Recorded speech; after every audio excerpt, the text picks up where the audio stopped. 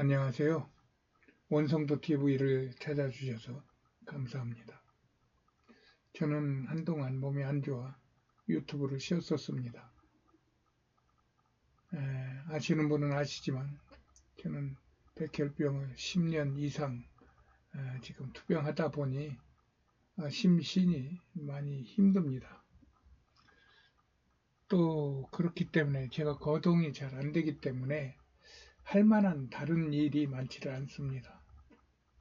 그래서 책상에 앉아서 할 수 있는 유튜브가 그래도 저의 그 무료한 시간이나 또 나름대로 저의 생각을 가지고 세상을 들여보는 그런 재미가 있어서 유튜브를 합니다.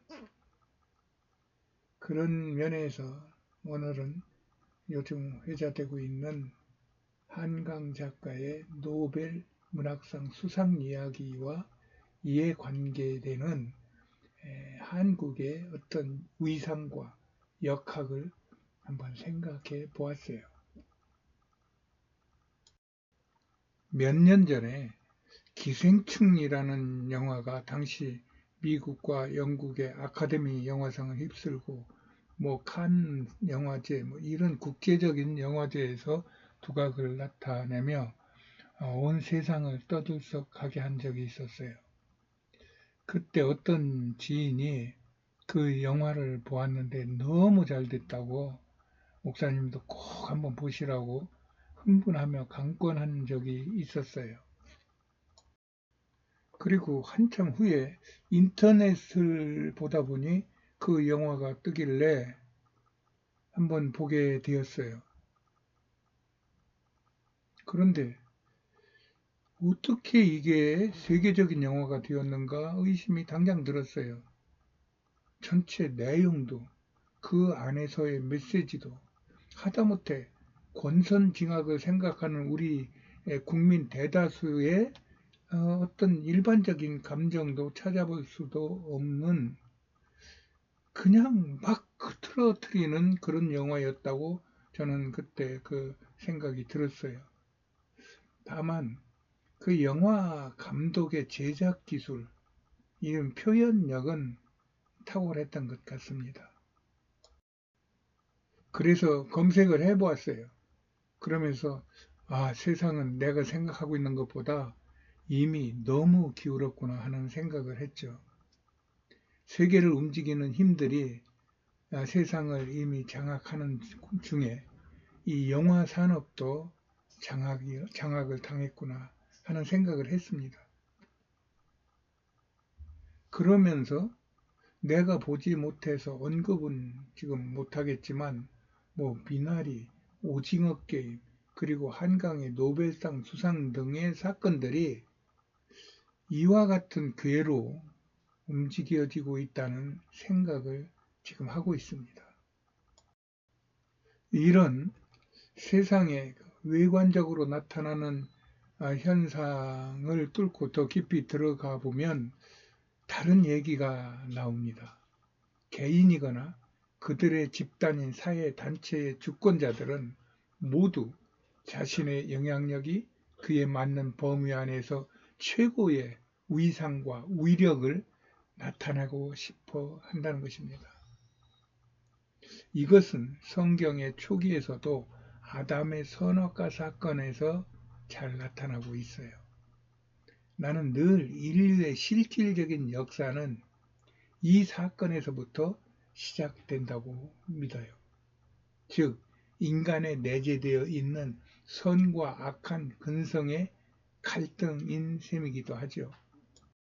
이 두 기운이 서로 상대를 제압하고 자신의 세계를 만들고 싶어서 그때부터 지금까지 부딪히고 있다는 이야기입니다. 그런 속에서 세계적으로 최고의 권위를 가지고 있는 노벨상이 우리 대한민국에 수여된 것이다. 국민들은 환호한다. 그의 책은 이미 서점가에서 매진이 된 상태고 심지어 중고 책방에 있던 책들도 다 뒤져 사간다고 한다.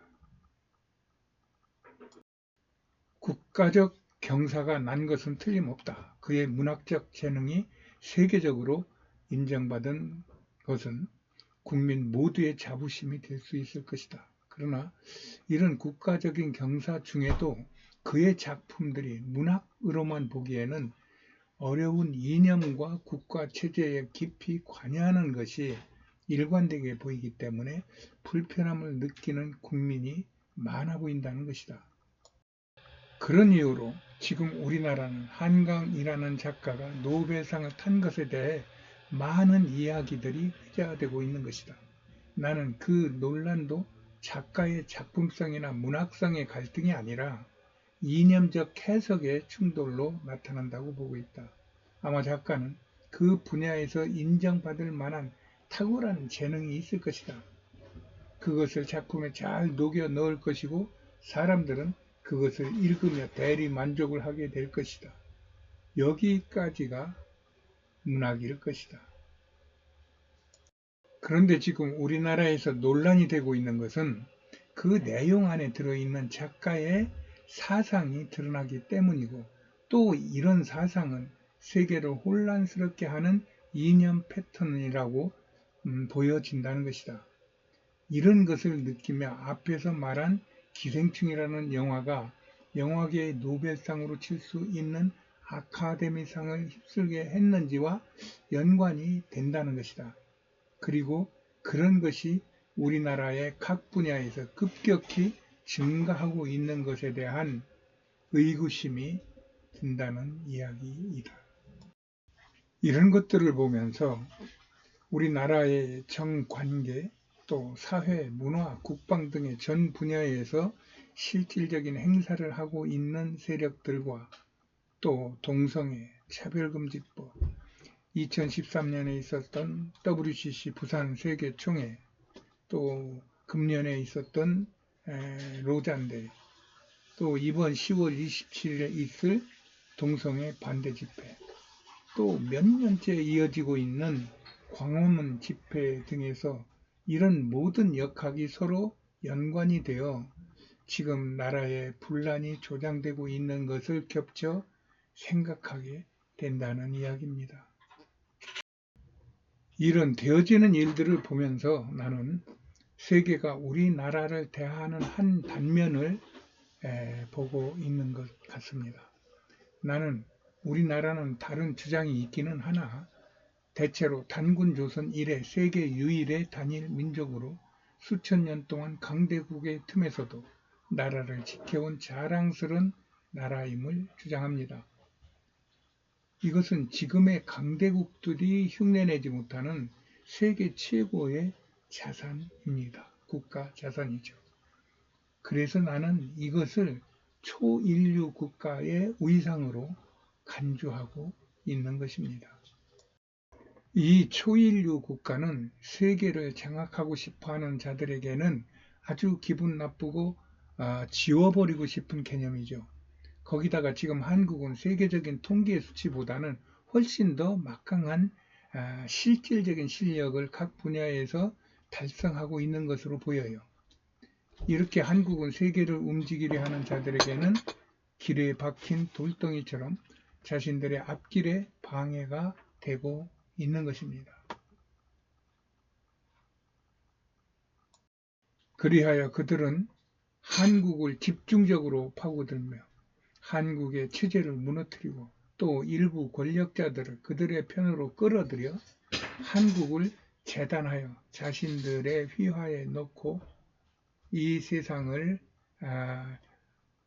지배하는데 한국을 사용하고 싶어 한다는 그런 생각이 듭니다. 그럼에도 나는 우리나라는 다른 나라에 비해 진짜라는 마음을 갖고 있어요. 즉 진짜는 가짜에 부서지지 않는다는 것입니다. 이런 가르침은 성경이나 세상의 유명한 글에서도 얼마든지 만날 수 있어요. 하나님과 그의 말씀인 성경은 진짜이고 이를 회파하고 역행하려 하는 모든 것들은 가짜인 것입니다. 이런 것들을 생각하며 다시 창세기의 선악과로 돌아가게 됩니다. 성경의 여전한 주제는 성경은 전체적으로 세상은 세상을 주장하는 이 세상의 임금, 공중의 권세 잡은 자, 곧 사탄으로 지칭되는 세력에 한동안은 주어진다는 것입니다. 그리고 사탄은 온갖 방법으로 하나님의 나라와 하나님의 백성들을 괴롭히며 이기는 듯 하나 결국은 멸망으로 끝난다고 말하고 있어요. 왜냐하면 세상은 하나님의 것이고 그분은 세상을 사랑하시기 때문입니다. 요한은 이것을 보고 계시록을 쓰며 세상의 성도들을 위로했다고 나는 믿어요.